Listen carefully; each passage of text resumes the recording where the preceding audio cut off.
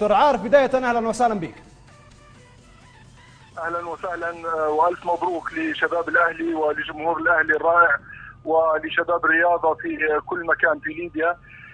هذه النتيجه الطيبه وهذه البطوله الجميله هي فرحه عارمه لبني غازي ولليبيا اجمع، وانتصار جديد للرياضه الليبيه التي اثبتت انها قادره على توحيد الشعب الليبي وعلى جمع شمل الشعب الليبي فوق كل الخلافات السياسية والانقسامات المصطنعة التي ابتلينا بها في هذه السنوات. نعم. هذه صفحة رائعة أخرى من صفحات الرياضة الليبية، فألف مبروك لهؤلاء الشباب المنتصرين، وألف مبروك للطاقم الإداري والفني والمدربين، وطبعا الجمعية العمومية ومجلس الإدارة والإدارة التنفيذية وكل أعيان الأهلي وكبار الأهلي من قدماء النادي. ألف مبروك لنا جميعا، ألف مبروك لبنغازي وألف مبروك لليبيا بصفة عامة. طيب دكتور العارف، مدينة طبرق اليوم تجمع الليبيين من جديد، فرق من مختلف مدن ليبيا، ونجاح في التنظيم كذلك. جدا، وهذا شيء مميز، وهذا ليس غريب عن طبرق دار السلام. طبرق من القدم هي دائما جامعة للليبيين، وكان لها دور مؤسس منذ عهد الملك إدريس رحمة الله عليه للدولة الليبية. ليس غريب على طبرق أن تجمع شمل الليبيين وأن نجد الفرق تتنافس بكل اريحيه وبكل روح رياضيه في هذه البطوله الرائعه التي هي فعلا في حد ذاتها من حيث التنظيم ومن حيث اقامه البطوله نفسها تعتبر انتصار للشعب الليبي على الانقسام وعلى هذه الفتن التي ابتلينا بها في هذه السنوات الاخيره للاسف. وايضا اريد ان اشيد بالحدث التاريخي الهام الذي حصل في بنينة شامخه الاسبوع الماضي، حيث يعني احتفلنا بالعيد السبعين لتأسيس النادي الأهلي، وتشرفنا حقيقة باستضافة العميد نادي الاتحاد.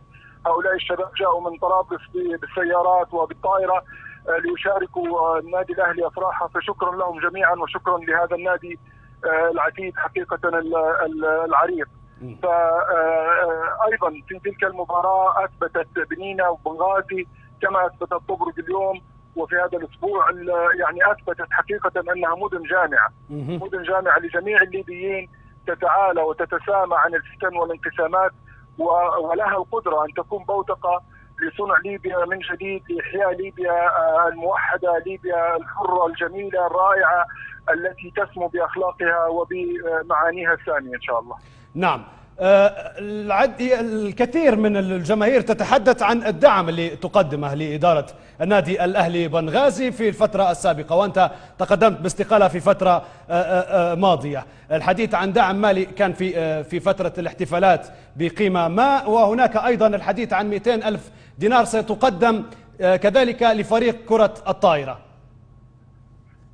حقيقة مثل هذه المبالغ هي أقل ما يجب في حق هؤلاء الشباب. هؤلاء الشباب في ظروف حرب وفي ظروف قاسية عائليا وشخصيا، يعني يتجشمون المصاعب ويتحدون المصاعب لصنع ليبيا من جديد. أقل ما يجب في حق هؤلاء الشباب هذه أمور رمزية قدمناها ونقدمها بكل سرور حقيقة، ومهما أعطينا النادي الأهلي ولشباب النادي الأهلي فلن نستطيع أن نفي للنادي الأهلي بحقه علينا. هذا النادي وهو انبثق عن جمعية عمر المختار من النوادي المؤسسة للدولة الليبية، وهو نادي الآباء المؤسسين، فكل ما نقدمه لا شيء حقيقة أمام ما قدمه قدمته أجيال الأهلي المتتالية. أنا تشرفت بأن أختم في هذا المنصب لبضع سنوات، وهو منصب رئيس مجلس الإدارة، وقد استقلت منذ أشهر، وإن شاء الله ننتظر أن نسلم للإدارة الجديدة في الأسابيع القادمة، ونتمنى لهم التوفيق. النادي الأهلي أكبر من أي إدارة وأكبر من أي شخص وأكبر من أي دعم، ومهما نقدم للنادي الأهلي فلا نفي النادي الأهلي حقه حقيقة مثل الأندية العريقة الأخرى في ليبيا. نعم. من يشاهد هذا الدعم كان مستبشر يعني ممكن بعودة الإدارة بقيادة حضرتك. والله مثل ما قلت لحضرتك، النادي الاهلي اكبر وتجديد الدماء مهم جدا، ويجب ان تتوالى، يعني يجب ان نتعود على تسليم المسؤوليات من اداره الى اخرى، والخروج من الاداره لا يعني الخروج من الاهلي.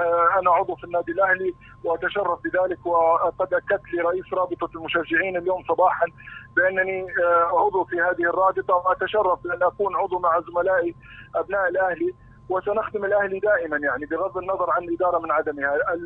نتمنى للاداره الجديده كل النجاح والتوفيق، ونعد بان ندعم تلك الاداره كأي مشجع من مشجعين الأهلي. وأنتم كما تعلمون جمهور الأهلي من أكثر الجماهير الرياضية، يعني إيمانا بناديه ودعما لناديه، فنحن من أبناء الأهلي ولن نتخلى عن الأهلي، ولكن آن الأوان أن تدار الأمور بمجلس إدارة جديد.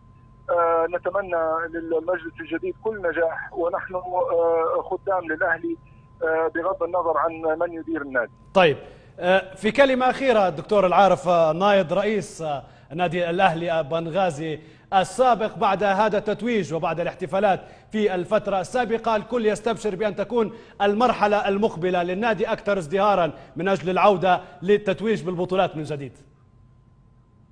والله يا أخي الكريم، النادي الأهلي مر بظروف قاسية جدا وصعبة جدا. عندما استلمنا الإدارة كان المقر التاريخي للنادي للأسف الشديد كان في أسوأ وضع، يعني وكان يستخدم للأسف يعني للنفايات. الحمد لله تم تنظيفه وإعادة بناء النادي من جديد، وإعادة بناء الملعب التاريخي والمدرج التاريخي الذي كان يجلس عليه الآباء المؤسسين لهذا النادي. والحمد لله تشرفنا بأن في مجلس الإدارة السابق بأن الحمد لله أرجعنا شعار النادي إلى قلب النادي. هناك لمسة جميلة جدا، كما تعلمون الشعار الذي كان في وسط النادي في حي الزيتون هدم في سنة 2000، وكان هناك من المشجعين من كان يأتي كل عام ليطلي القاعدة لذلك الشعار المهدوم حفاظا على تلك الذكرى. فالحمد لله في الذكرى 70 لتأسيس النادي الأهلي قام شباب النادي بتثبيت الشعار من جديد، وهذا الرمز إعادة بناء النادي هو أهم شيء. والحمد لله أن يعني يرجع هؤلاء الأبطال بهذه البطولة هو أيضا إحياء للبطولات في النادي الأهلي. وأنا جازم ومتأمل حقيقة بأن تكون هذه الفترة فترة إن شاء الله الفترة القادمة فترة سلام ووئام في بنغازي وضغط ليبيا، وأن تزدهر الرياضة في ليبيا بصفة عامة، وأن تتتالى البطولات في النادي الأهلي، وهي ليست غريبة عليه، وهو نادي من أعرق وأكثر النوادي بطولات. مر بظروف قاهرة وصعبة، ولكن الحمد لله بفضل الله عز وجل وإرادة الشباب وإرادة أهل بنغازي، هذه المدينة الجميلة